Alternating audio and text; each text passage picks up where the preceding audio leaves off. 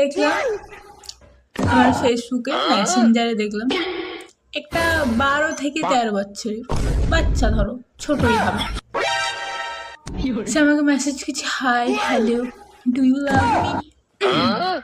আবার দেখছি কিছু কিছু 50-60 বছরের বুড়োরা তারাও মেসেজ করছে, হাই হ্যালো কেমন আছো। তো বলছি কি দাদু, তোমাদের কি বিবেকে বাজ পড়ে গেছে?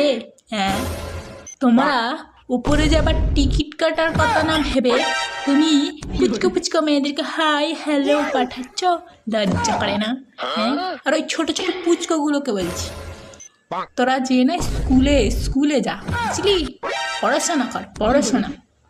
বড় বড় দিদিদেরকে মেসেজ করা, ঝেঁঝরা কোথাকার সব, মাথায় বুদ্ধি টুদ্ধি সব গেছে নাকি? তোদের জন্যই কাল ঘটা, এই তোদের জন্যই ভারতবর্ষ এত পিছিয়ে আছে। শালা।